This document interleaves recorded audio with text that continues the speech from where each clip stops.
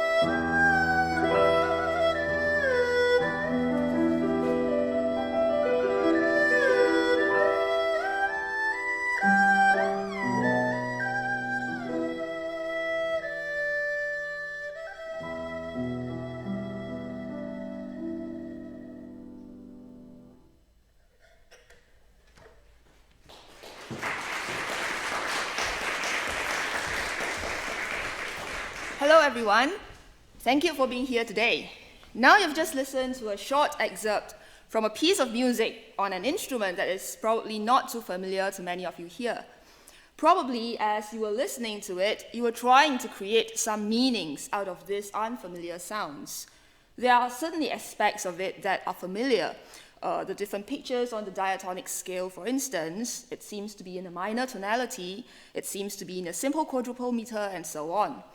However, you probably will also be aware of the many other things that are communicated in what I played just now that extends beyond the things I mentioned, which are likely to be equally important when we think about musical meanings. So my talk today is about semiology beyond the score, making meanings from gestures, timbres, and tropes in Chinese music. Very heavy-sounding title. An alternative title, I think, describes what I really have been trying to do is Through a Glass Darkly. Why through a glass darkly? How and what we understand about things are not always straightforward, nor is there a unitary meaning to things. What we see and understand are often just one small perspective, a tiny facet of what lies beyond that glass.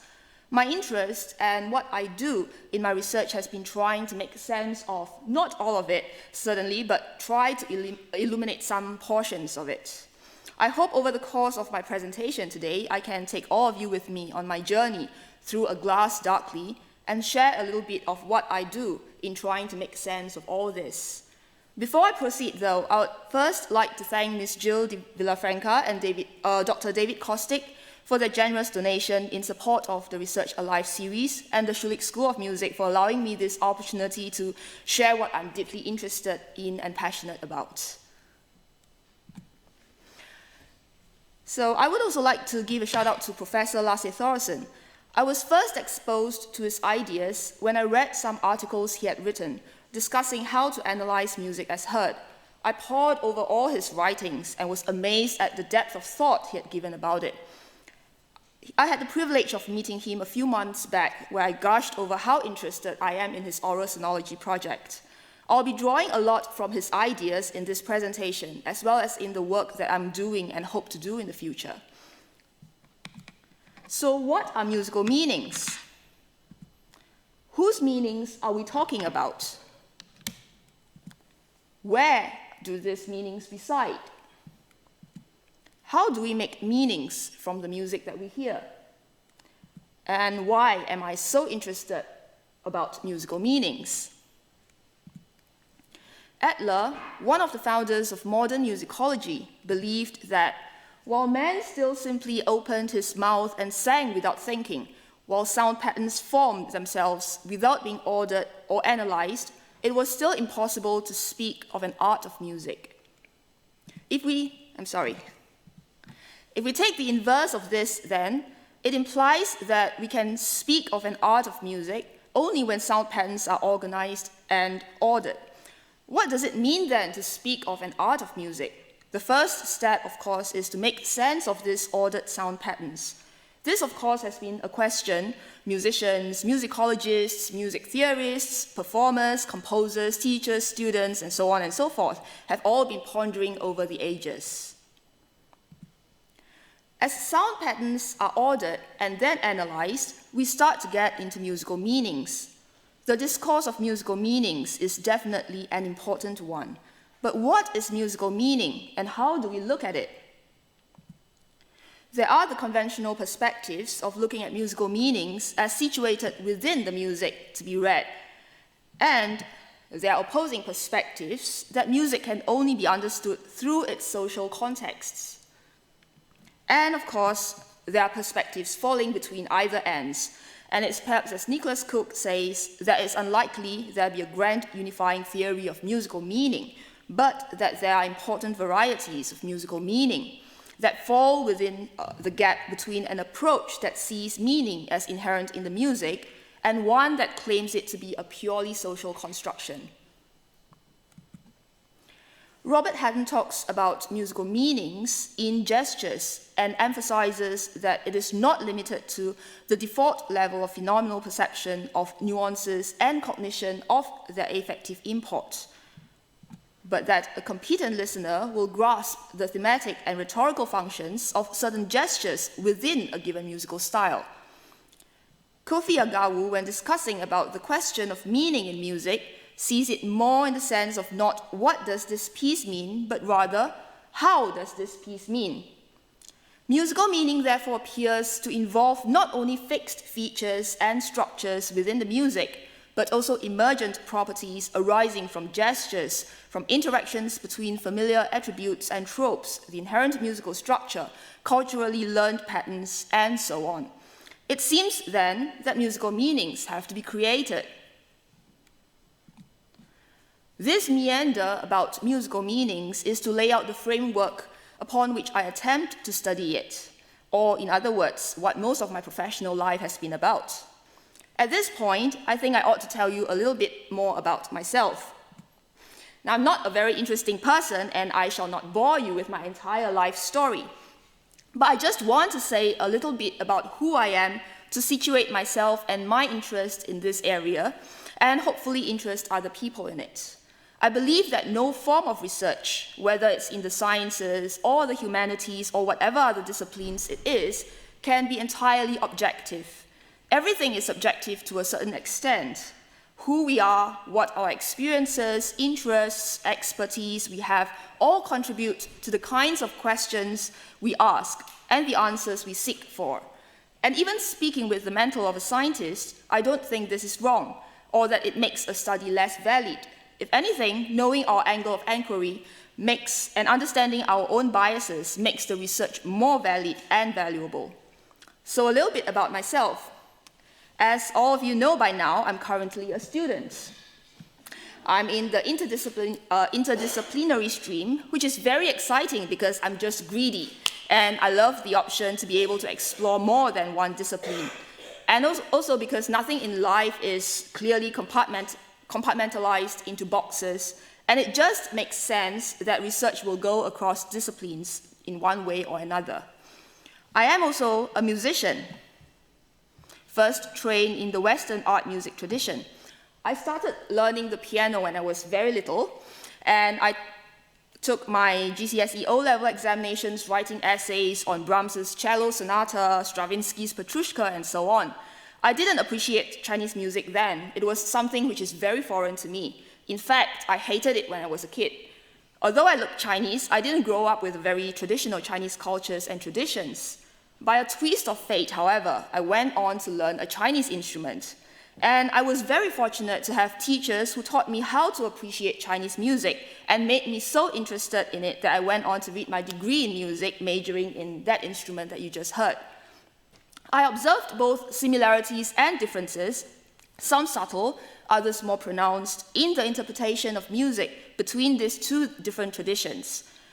My other degree was in psychology, and I'm very intrigued at how the mind works, how we perceive, understand, and comprehend things, and especially music. So I perform and taught, and I often thought long and hard about how to convey these complex musical meanings across.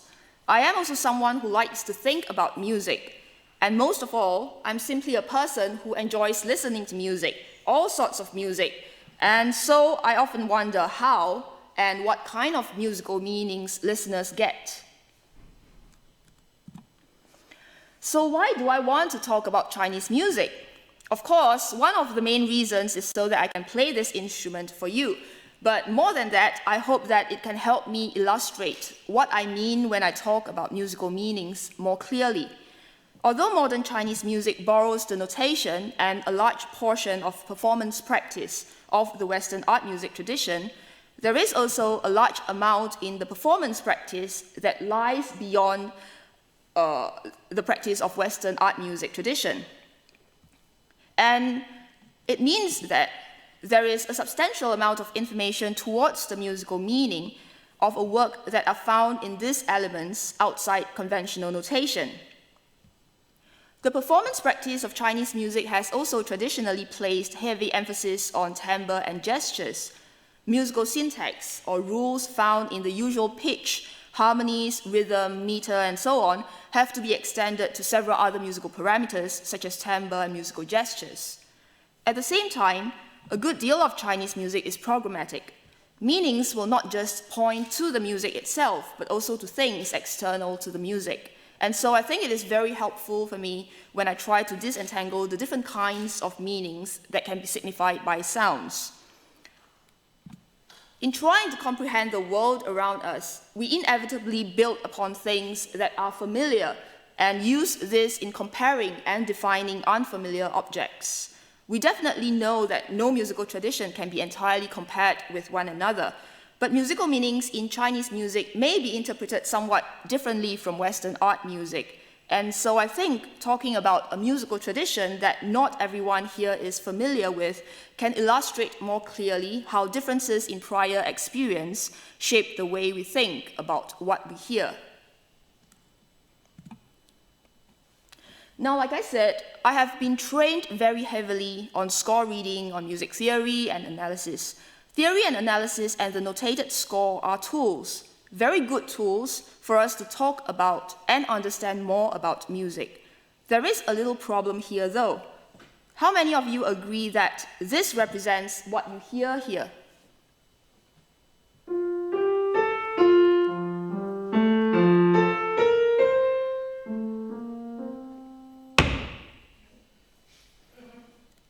Now what about this? Does this also represent the sounds that we just heard? You see, there are different ways of describing the sounds that make up music, and when our focus changes, we discover different layers of information. At the same time, different listeners will also pick up on different aspects of the music they hear. Now that I've explained why I do what I do, let's get back to what I actually do. So, what does it mean to make meanings? First, there is something that we want communicated.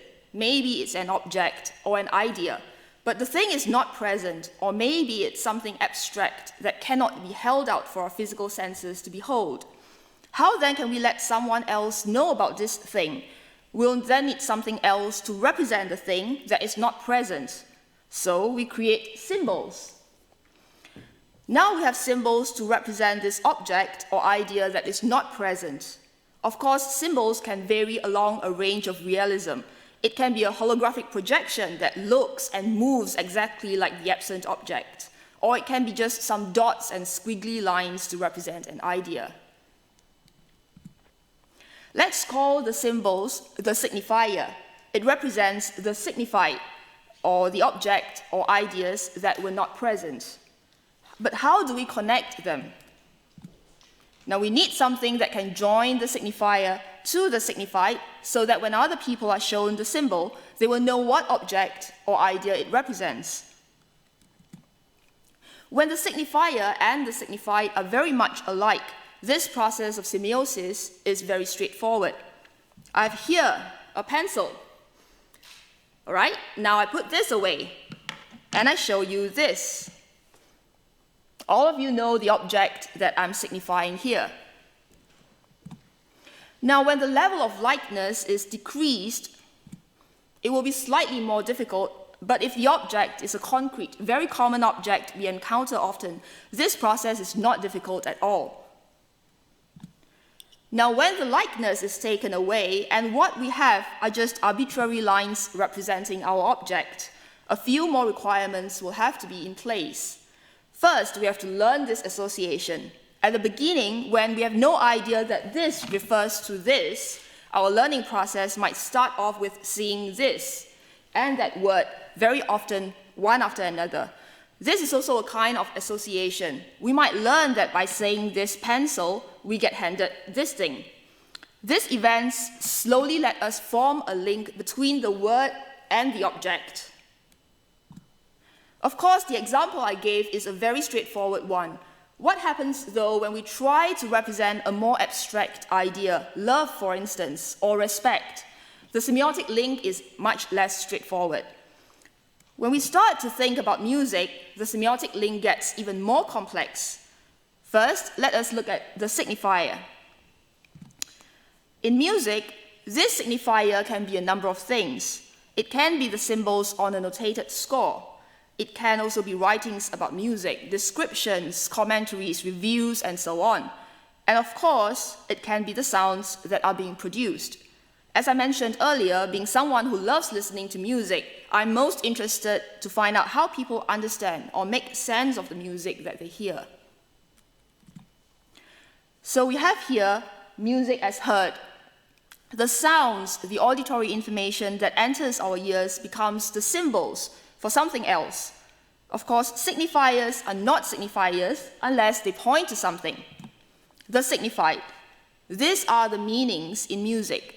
More importantly, this pointing does not take place without the link, the semiosis. So basically, what I'm interested in and spend a great deal of my time studying is this process of semiosis. How do we find meanings and understand things from the music that we hear? Pierre Schaeffer, an important figure in music who gave a great deal of thought into sounds and how we hear them, identified 4 basic listening intentions, and Lasse Thoresen translated this as unfocused listening, in which sounds reach the ears of the listener in concrete form without being identified, understood, or made the focus of attention.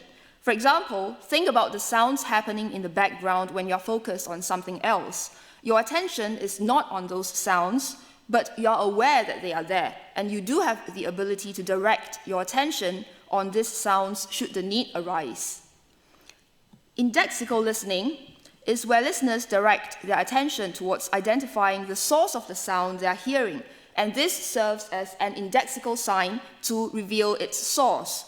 You can describe and explain where and what this sound comes from. For example, all of you can know that a pencil is being dropped in front of you here on the stage.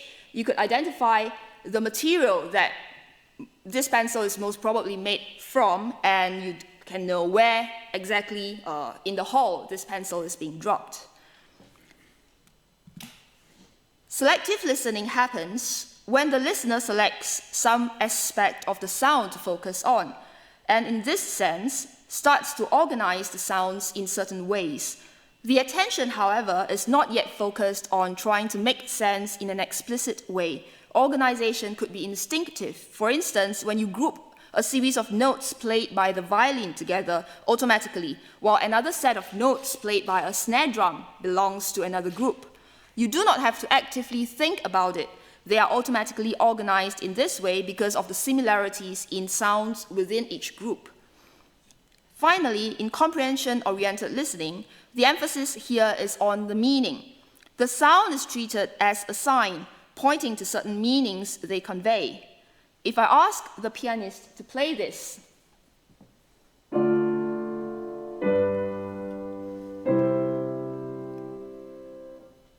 the actual sound quality of a piano may subside into the background, while the progression of a 5-1 chord is brought to relief, and the meaning of a perfect close is understood.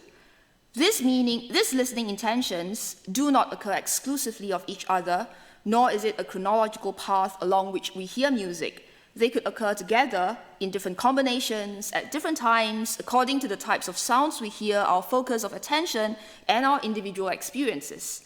And we can definitely change which type of listening intention we want to focus on at any particular time. When music first enters our ears and we decide to focus on this music and try to make sense of what it is, we very quickly move from unfocused listening to indexical listening and selective listening. There's such a large amount of information present in the sounds that enters our ears that we are not able to equally focus all attention on all details. A portion of this information will therefore be in the background within the realms of unfocused listening, but ready to come into focus when required. Among this large amount of sonic information, our brains start to process this information and organize them. Musical organization happens on a few different levels. On the first level, these sonic materials can be organized into sound objects. These are simply the sounds as they are. If the pianist plays this,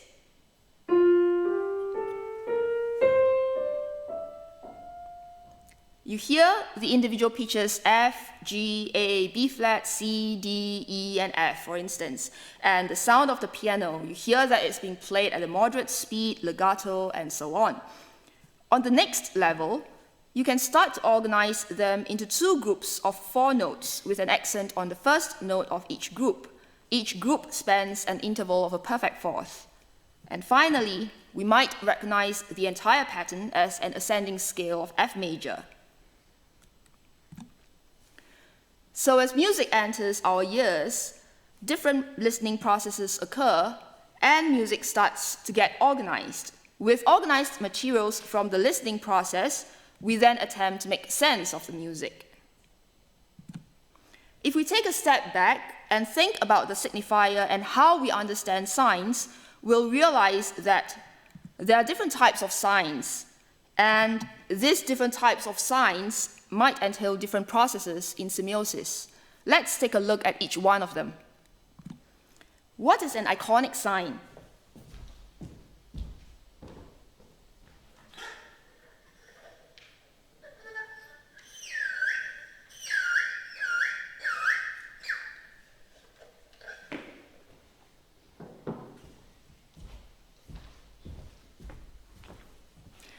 So what do you think I've just played? You can most probably tell that I'm referring to bird songs here. This is an example of an iconic sign. It imitates the signified's perceptual appearance, and pertinent features are imitated.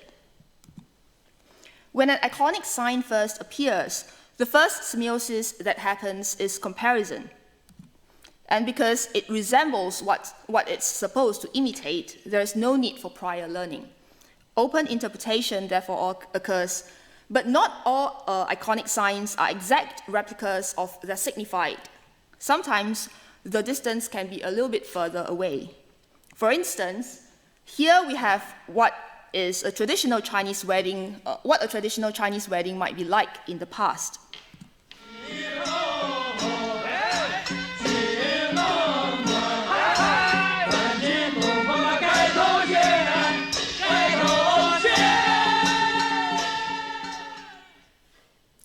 There's a lot of information going on here, both sonic and visual, but let me direct your listening towards the instruments that are being used.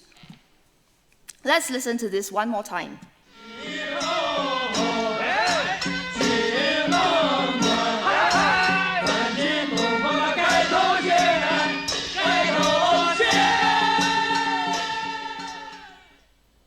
Once you know the sounds of these instruments, then when you hear this music,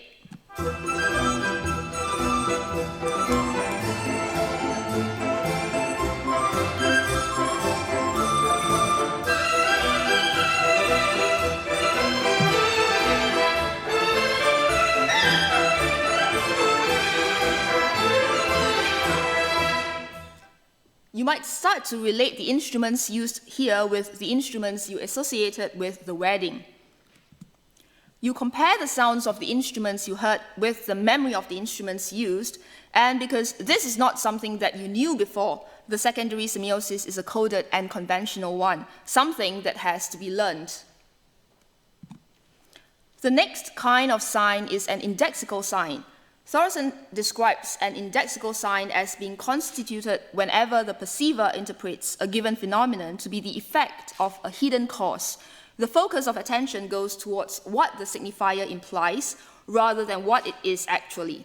So there's a causal inference here. Smoke, for instance, is an indexical sign for fire. Taking again the wedding example from before, we had an iconic sign where the lively music, the boisterous sound, point towards a wedding. Now, weddings are usually linked to happiness, a joyous atmosphere, and so on. The secondary semiosis then is once again a conventional one, and the music points towards a happy emotion. The third kind of sign, a metonymic sign, is associated by temporal or spatial contiguity. If we see the color red very often together with a warning of danger, then we start to associate the color red with caution, with be careful. Red will then be a metonymic sign warning you that dangerous things might be happening. This also means that found within music, there may be no natural connection between the signifier and the signified except by close association, perhaps temporally, or maybe certain notes or timbres are always found together. Sometimes it may be that certain kinds of timbres or articulations are associated with certain narratives in music. Let's listen to this music that signifies a wedding again.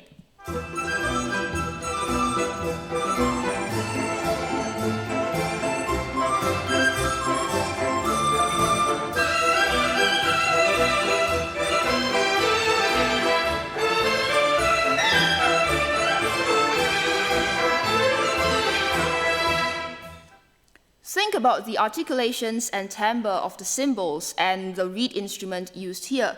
With exposure to these instruments, we learn an association with the types of articulations and timbral quality. These certain types of articulations and timbral quality always comes with these instruments, a contiguity of the sound quality with the instruments. Now let's have the pianist play this same segment of music.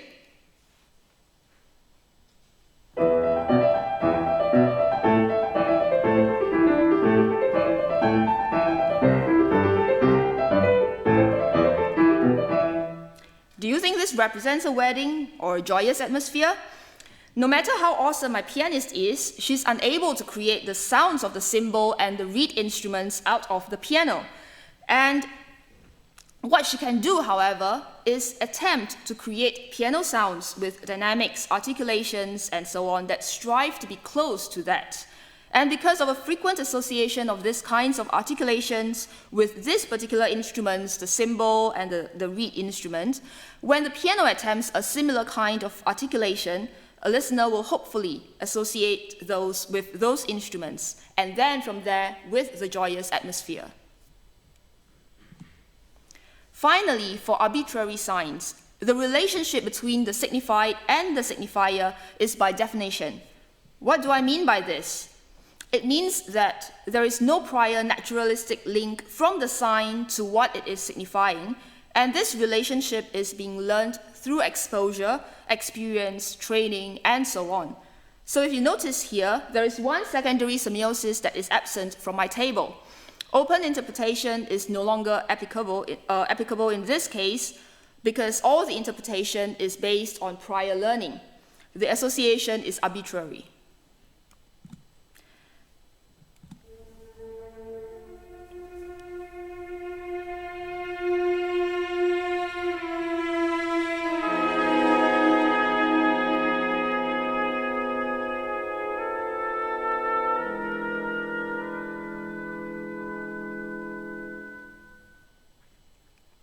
Many of us here will recognize this as the Tristan chord, its most famous example from Wagner's opera and from which it derived its name. If you've had more extensive training in some form of music theory or harmony, more meanings will be associated with it. It contains intervals of an augmented fourth, an augmented sixth, an augmented ninth above a bass note. And harmonically, it could be respelled as a half-diminished seventh chord. Melodically and harmonically, it could have certain functions, and so on. All these are different kinds of meanings which will be available only after prior learning. These meanings, however, are arbitrary, associated only through learning and not easily compared with naturalistic occurrences. There is, of course, not always a clear demarcation between the different types of signs, and musical semiosis are, like everything else in life, mostly complex. So we've talked about the different types of signs and processes of semiosis. Now I'm going to make things even more exciting by introducing another idea. In music, we have signs that point towards something in the outside world. Bird songs, for instance. I can manipulate the fluctuations of pitch over time to create a sign that points towards something we know in the outside world. But there are also signs in music that point towards the music itself. Let's listen to this perfect cadence again.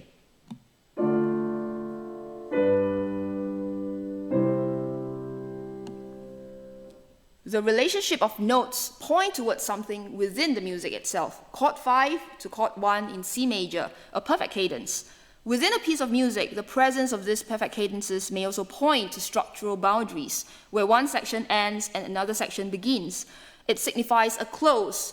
These meanings do not have direct correlation with an actual object in the outside world, but it's not devoid of meaning. In fact, it is very pregnant with meanings, and this is what is referred to as endosemantic meanings. So when we're talking about musical semiosis, we have to think about meanings that point to the outside world, as well as meanings that are created from relationships within the music itself. Before I end my presentation today, I'm going to give some examples from the piece of music I'll be playing in a while with regards to the processes of semiosis, or more simply, how as listeners we might create meanings from what we hear.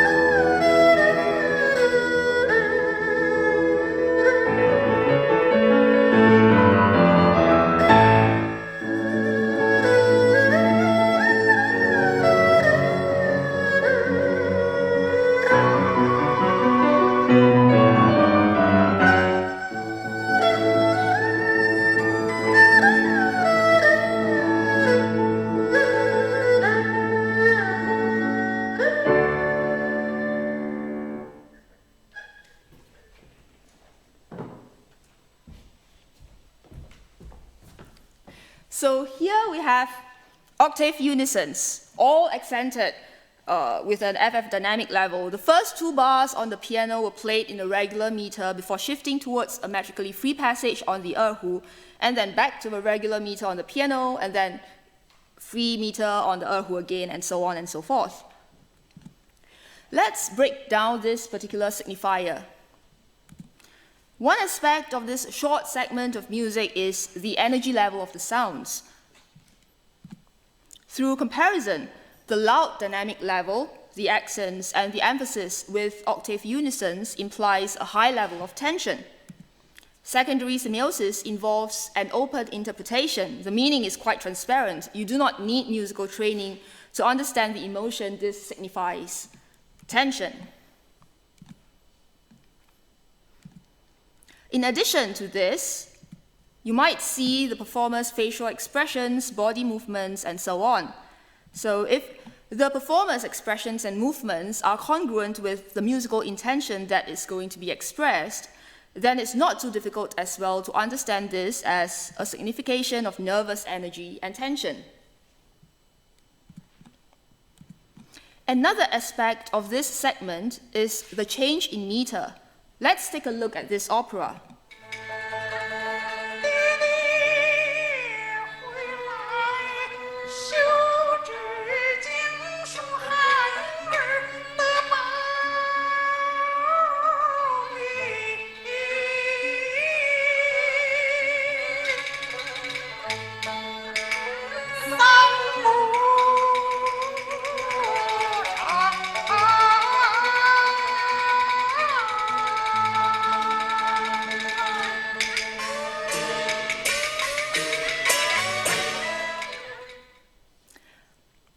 In Chinese opera, this is a common technique that is used, in which the percussion instruments keep a regular beat, while the entry of the melody, sometimes in the voice, sometimes in the melodic instruments, are metrically and rhythmically free. So, with a knowledge of this technique often used in traditional Chinese operas, a listener then, upon hearing this passage of music, can infer that it signifies a metrically free passage in an opera. The semiotic chain, however, does not stop here. From this signified, the metrically free passage in an opera, it becomes the signifier on the next level. There is recognition that takes place. The interpretation is very coded and opaque because one needs prior knowledge of the function of this kind of metrically free passages, and that is to point towards a dramatic turn of events, of heightened tensions, of emotions, to understand what this metrically free passage implies. From what happens prior to this passage of music, which I didn't play just now, but you'll hear later on, this dramatic turn of events also signifies the contrast from the previous bliss and happiness. The semiotic chain can go on and on. For every sound event, there are layers upon layers of meanings that could be made. At the same time, the meanings that are made will be different for different listeners. Of course, there are areas of overlap and intersections. In cases of iconic signs, for instance, it is much easier for listeners to arrive at the same meanings without any prior musical training because of the resemblance between the sound and the object or idea it is representing. Other types of signs and semiotic processes, on the other hand, occurs only if certain prior experiences are present. The more shared experiences there are, the more two listeners' interpretation of musical meanings might converge. A listener's focus of attention is also important in the meaning-making process. Although there are general tendencies for which certain aspects of a musical sound may be more perceptually salient than others, through training or a shift of attention, one listener might hear different sets of things from another. Depending on the aspects of music that are the focus of attention, then, different meanings might be created. Does this then mean that trying to search for musical meanings is a lost cause? Well, I definitely don't think so. What I believe is that there is no one single meaning, but that the same piece of music can mean many different things to different listeners. It can also mean different things to the same listener on different occasions. And this is the interesting and intriguing thing about music. We might not be able to find out every single meaning a piece of music might have, But this process of looking at some possible meanings listeners might create can help us in understanding a little bit more about the cognitive processes that might occur when one listens to music. It also informs us of the different ways experiences might modify our cognitive processes. Different analysis of a musical score might create new understandings in hearing a piece of music, and exposure to different musical traditions could also add another layer in creating musical meanings. What I have here is just one semiotic chain. Different listeners will very likely form different semiotic chains because of their own prior experiences and expertise, their focus of attention, and so on. Now, if that is the case, then in what way can this possibly be useful, you might ask? It will make things so much simpler if we can come up with one unifying theory that says, I can explain every single thing there is to explain about music or about how human beings think. But the world doesn't function this way.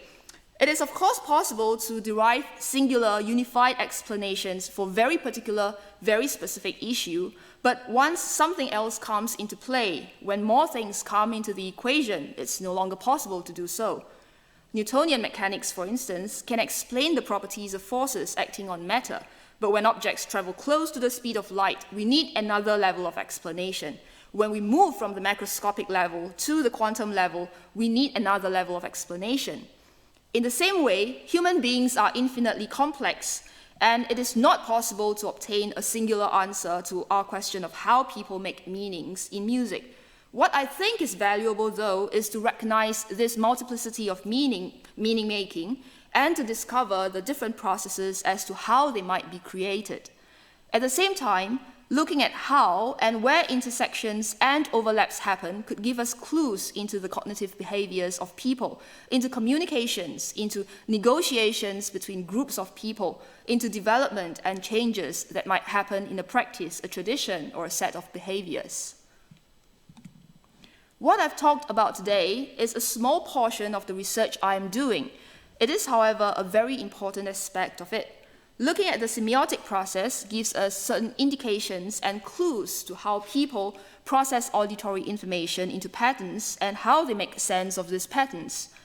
More importantly, how these meanings are the same and how they are different across individuals or groups of individuals can illuminate certain behaviors and cognitive processes that we might use to interact with the world and inform us as to how differences in learning and experiences might create different meanings and understanding. As I mentioned, I'm very interested in the creation of meanings from the listening process, but this is definitely not the only part of the story. There are so many different layers of musical meanings from the composers, the performers, the society at large. And there are so many things that happen within each individual's process of meaning making as well. So I'm really excited about this topic. And before I finish my presentation today with some music, I would like to express my gratitude once again for this opportunity to share what I'm so deeply passionate about. So I'm going to play this piece, The Separation of the Newlyweds. It was composed in 1980, based on a poem by Du Fu. In the year 755, the general An Lushan declared himself the emperor in northern China, sparking off a long and tumultuous period in Tang Dynasty China. This serves as the backdrop for Du Fu's poem, in which a young newly married woman had to send her husband off to guard the borders. Even if it's not circumstances we might be facing, there are still the ideas of separation, uncertainty, fear, and sacrifice that we can resonate with. So with this, I invite all of you to make your own meanings to the piece of music I'm going to present to you now.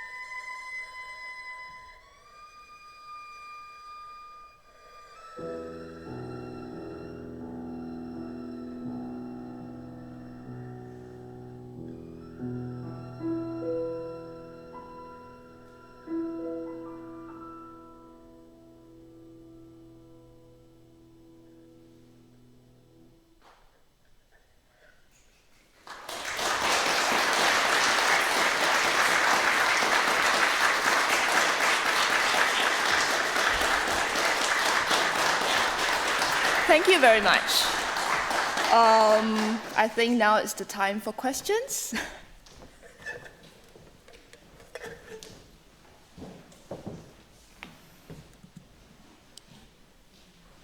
Yep. Hold on, there is a mic.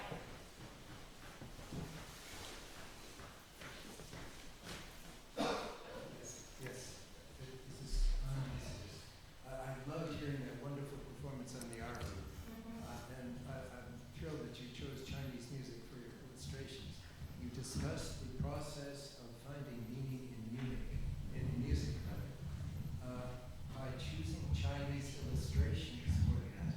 Are you suggesting that that process, that mental process of finding meaning is different for Chinese music than it is for Western music? Thank you for the question. I choose Chinese music, of course, like I said, it's the instrument I can perform for all of you. And the other thing is I thought that musical meanings are different because of our different experiences, our different, the things that we have learned. And so I thought Chinese music might be a good example of how certain things might work differently because probably a lot of you here haven't had that much exposure to Chinese music. For instance, the example I gave of the opera. So you need to know that there are this kind of musical techniques that are used in operas that signify certain types of things. And then with that knowledge, it starts to mean another level of things. But it doesn't mean that without this prior knowledge, you wouldn't understand anything from the music. You'll still make certain kinds of meanings. There are certain still things that you can understand even without knowing this additional piece of information. So what I'm trying to say, and I hope to illustrate, is that there are a lot of different layers of meanings. So as we learn more about a particular musical tradition, for instance, or as people have more shared experiences together, their understanding start to overlap and interact much more. And without certain prior experiences, there are still areas of overlap, but perhaps there are also a lot of other areas that don't overlap. So with more and more shared experiences and training in certain musical traditions and so on, more and more areas of overlap start to happen. So, did I answer your question? It seems to me as if you're suggesting that because the music is strange to most of us, perhaps we're more alert to the process and the need for adaptation when interpreting a musical passage. I guess it is different for different people. For some people, maybe they would try to compare with what they know, what is familiar to them. So they would try to compare what they hear from Chinese music that sounds like what happens in Western music as well. And then from there, they create a different set of meanings. And then for other people who are more alert to things that they might not hear before, or they might think that certain timbres or certain kind of sounds probably will mean different kind of things because it sounds a little bit more foreign, then they start to make a different set of meanings. And it's not to say that either set of meanings are wrong or that they are totally different. There are certainly areas where both groups of people will still agree on the same thing, but as we focus our attention on different kind of things, we have different kind of meanings that we create out of the music that we hear. Thank you. You have a fascinating subject. Thank you. Thank you very much for the wonderful interpretations of music and interesting ideas. That's really amazing. And also thank you very much, I'm here. Thank you very much for showing the clip, for the film clip, the excerpt from Red Sorghum. I remember when Zhang Yimou introduced the film in New York City at the New York Film Showcase that they have every year and what he said about it. But to ask you a question about your topic, it was very powerful and interesting, and maybe not everyone was so familiar with Chinese film, but he certainly created that greater entrance into a different culture. My question to you is, first of all, many people are familiar with Chinese music the way they're familiar with other music. There were a lot of Eru was played in Montreal in the metro. There was a great Eru musician who used to play in the metro, and people would hear him every day. And I heard he got hired by Cirque du Soleil.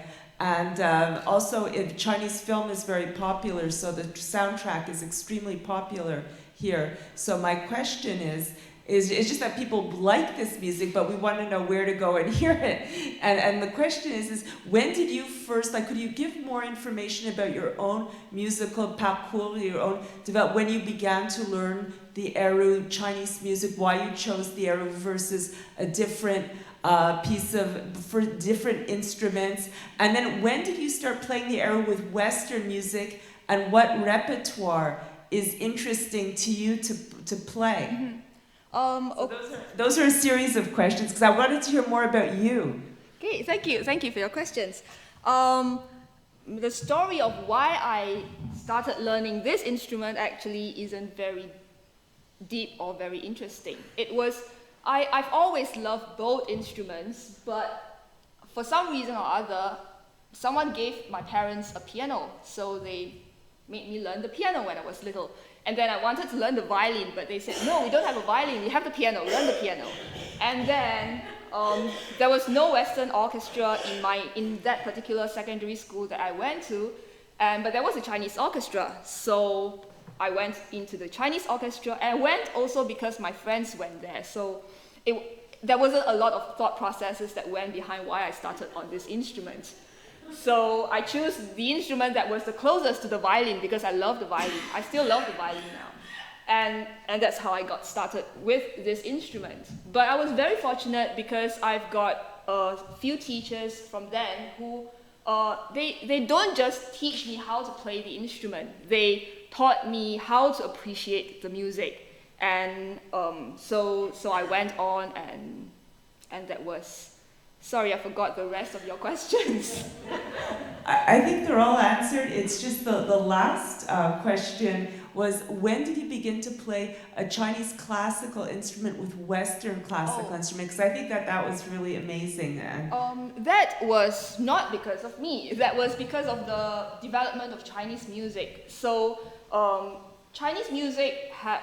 The turning point in Chinese music probably came about the mid-19th century during the Opium War, when China first opened up to the rest of the world. And from there, they had a lot of Western music that came into China. And there were different groups of people. Some felt that the traditional Chinese music was something that ought to be modified and modernized and so on, while other groups thought that they should retain tradition and so on and so forth.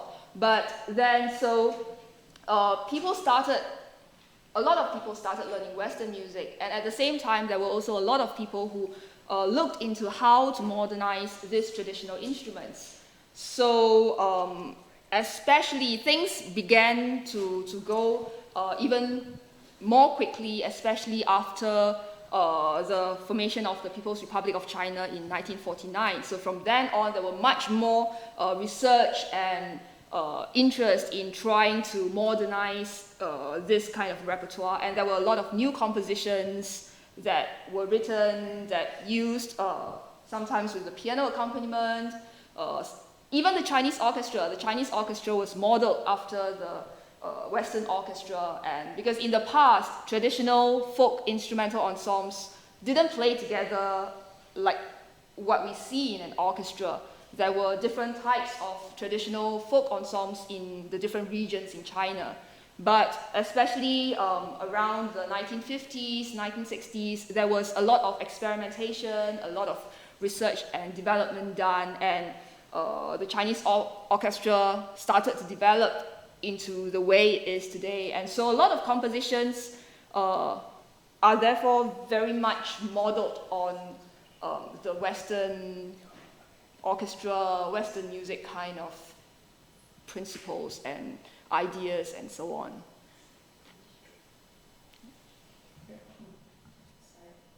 Is it on? Okay, sorry about the coughing. It's very interesting research, and it prompts me to think about the whole process of communication, which is what meaning is, I think. And it began to make me think, well, all right, this is from the receiver's end. This is how the receiver creates meaning. What about the sender? Yeah. What about if I'm listening to music, I'm probably listening to two senders, one being the composer and one being the performer.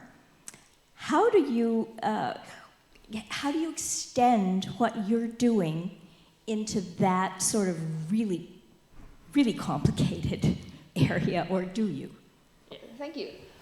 Yeah, this is also something I've been thinking about. But so of course the listener is just one aspect of the whole equation, and communication happens when the sender is trying to give out something, and then well, communication actually happens only when what the sender is trying to give out is received by the receiver, because if the sender is giving out some kind of things that they think they are trying to send, but the receiver doesn't understand the same thing, then no communication happens. So, of course, this entire process is very, very complicated and very, very interesting.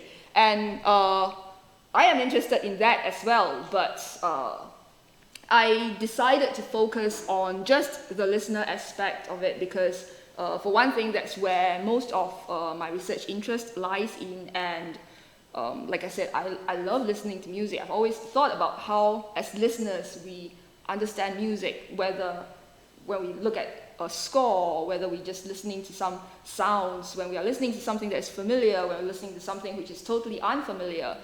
So that is where my main research interest lies. But there is definitely this other aspect of it which is equally important, from the sender, from the composers, the performers in this case. And the other thing I think is very important and very interesting as well is that link that doesn't just go from the performer or the composer to the listener, but also the link that goes back. So especially as a performer, the kind of understanding or interpretation we make from the score, and then as we make these sounds, does it, how does that get back to the composer, and from then on, how does that whole circle continue? So it's a never-ending link and chain and whatever you call it. So yeah. We have two questions from our online audience. The first one from a McGill alumni, actually, Lydia, and she's wondering if you could talk more about the erhu and the musical tropes, or musical topics or tropes that is often associated with the instrument and its repertoire. The bird call is one of them, and any other ones. All right, so this instrument, it's a two-string bowed instrument. It's a lot of people, when they hear erhu music, they would think that it's a lot of sad music, which I think is not totally true, but it's true to a certain extent because of its sound quality. So this would constitute probably an iconic sign, because when we hear this kind of sound, without the need of having any prior musical training in this particular musical tradition, we understand, we have an open interpretation of this. We understand it to be reflective of a more melancholic kind of feel. The other thing about it is it's because there is no fingerboard, because when we press down, it's just we don't press all the way down there. There's no fingerboard, so it is much easier probably to imitate a human voice, and so a lot of music that is written for this instrument is it's very voice-like, and the different kind of tropes and things that are commonly associated with this. Bird calls, it's easy to imitate bird calls. It's sometimes used to imitate horses, for instance.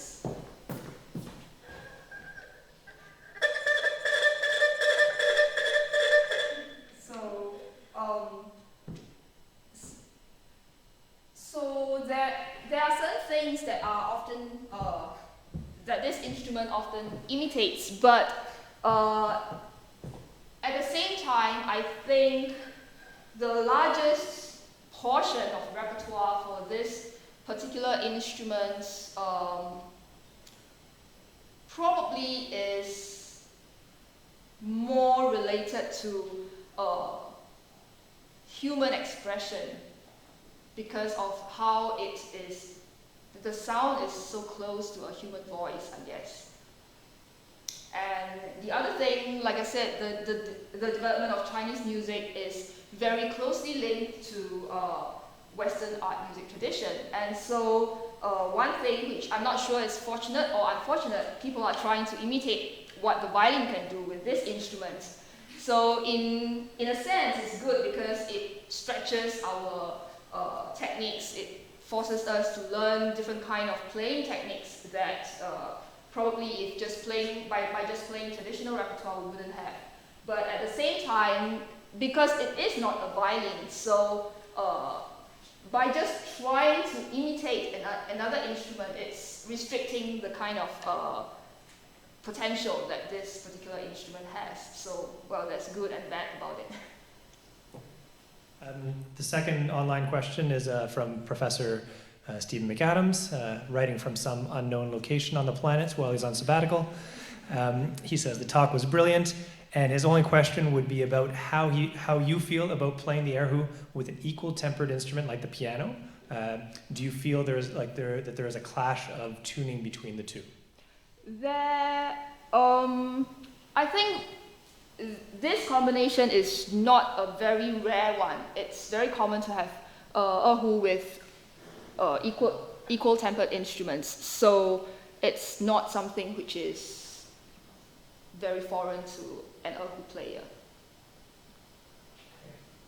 Another question over there.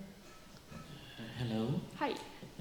I would like to know, when music is written,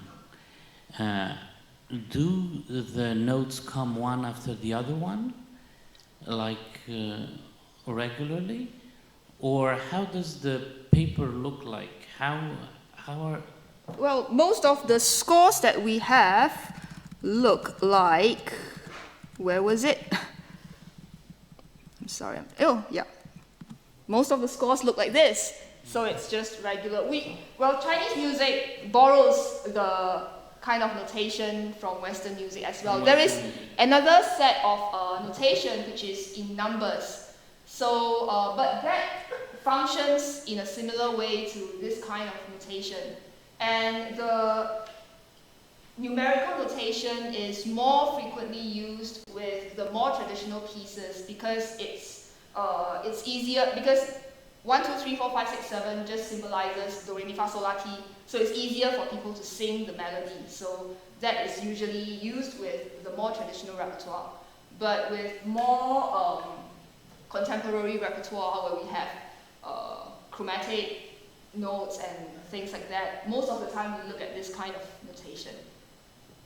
And about operas, how many operas are there? 100, 1,000? I have no idea. There is a lot of different, and the thing about operas is it's got such a long history, and every region in China has got its own different type of opera. I think the opera that most of us here are familiar with is Peking opera, but that's not the only form of opera. That's in fact quite a recent invention. And in the different parts of China, there's a lot of different regional operas that have different, they are sung in different dialects, they have different types of instruments accompanying them, they have different types of music. And their stories, like they have a story yeah, that you follow when you watch? Yeah. And it lasts an hour, 2 hours, or? It varies, it can be very, very long, 3 hours, 4 hours.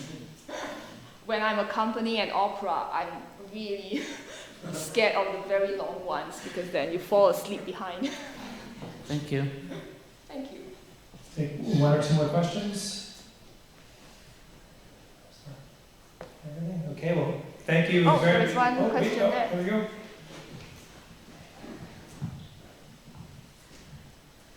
Is there a tradition of improvisation in erhu playing? Not so much for the modern Chinese music, but for the traditional instrumental on songs, there is improvisation. But improvisation not in the kind of improvisation we understand in jazz improvisation, for instance. In their improvisation, there is usually a melody that is there, and then everyone is playing that melody, and they can vary according to changes in meter, for instance, according to changes in melody, and so on. So it's a slightly different form of improvisation from what we understand of improvisation. But yeah, there is improvisation, but not on the modern repertoire, not so much. All right. Thank you, Lena, for a great presentation. Thank you. Thank you, everyone.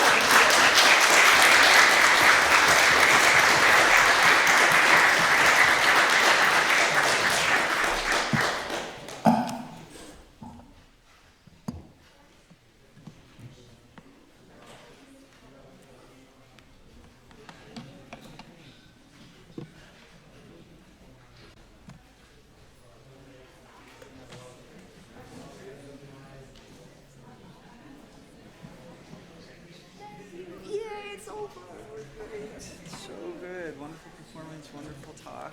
Thank you very and much. great discussion at the end. Thank you. Thank you for being my pitch turner. Yes, my pleasure.